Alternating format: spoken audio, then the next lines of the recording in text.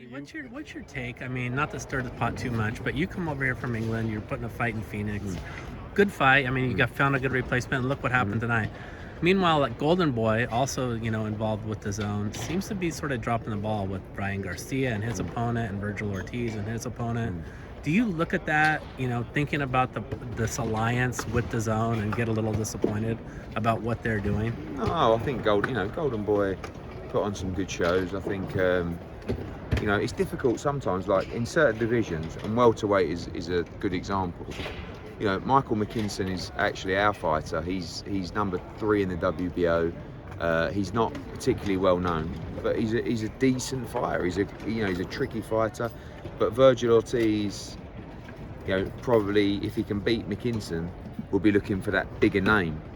Then it starts to become really difficult because you haven't got a lot of 147 stock. And this is why people keep saying to me, you're going to sign Terence Crawford. Yeah, and I say, for what fight?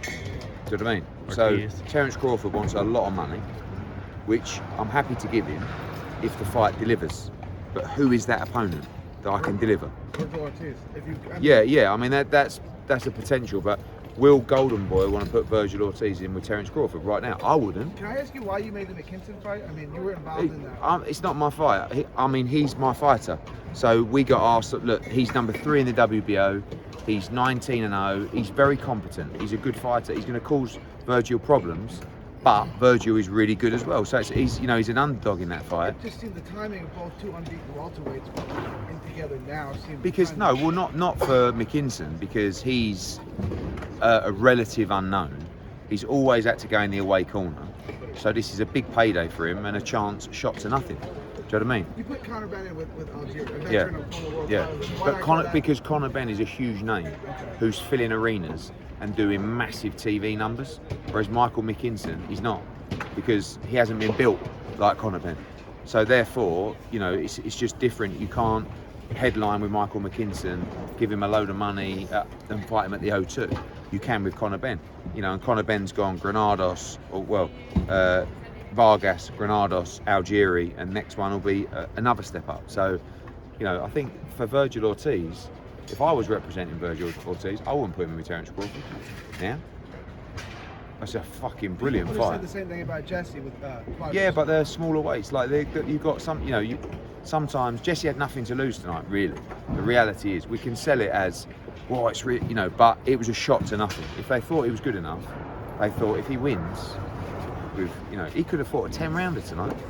Now he's WBC super flyweight champion of the world. I mean, it's amazing. When you made the fight, were you confident he was going to win? I was actually, yeah. Because I've not seen enough of him, but the people who have told me that he's really special, I sort of trust, and like Mikey Garcia, Robert Garcia, even Devin, like people that know him from the amateurs, they're like, he's really special kid, Robert Garcia told me about last year. Yeah. He was the best fighter. He said he will fight anyone. He said from light flyweight, I think up to bantamweight. He said any opportunity you have, just like he's ready. And he's been saying it for 3 or 4 years. Did he meet your expectations or exceed them tonight? He exceeded them in different ways. Like just toughness. Like maturity, ring craft, I think toughness was the main thing. I use the term wise beyond his years in the ring. Oh yeah. But it was like, it got to the mid stage of the fight and I just thought, oh, okay, this could start to get interesting now. But soaked it up, took a lot. I mean, you could, he said after the fight, oh, I'm sore. I've not really been sore before, so. We've been in Wembley together. You've been at all these major soccer stadiums. When something like this tonight happens, in a small crowd and all that stuff, is this why you say, hey, this is why I love boxing? Yeah, it's just another day at the office, isn't it? Like,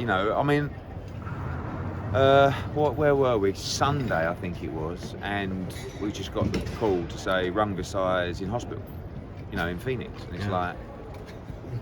And I'm thinking, fuck, like, what do? You either pull the show, because you're not going to find a replacement anywhere else that is, worthy of it. So you just say, the same with Julio Cesar Martinez and Chocolatito, and then it's a case of negotiations, money, but really it come down to Jesse and Robert saying, this is our chance, so we're going to take it, you know. Between the time you got the phone call to the time the fight was finalized with Jesse, how long was it? The time frame? Probably 24 hours, because they're managed or co-promoted, both of them, by Mr. Honda, Tech End Promotions, and he didn't really want to make it because he cares a lot about his fighters, and he said, look, Jesse's a light flyweight. He said, I'm not putting him in 2 divisions higher. I said, well, then you better speak to Robert Garcia. He's already accepted it. Do you know what I mean? So did you go to Robert first, knowing that he'd accept it? Like kind of. No, we went there, but I knew Robert would take, like, you know. But did you do that on purpose? Did you it go wasn't to him and even. say that? We asked a question, and he went, yes, yes, yes, yes.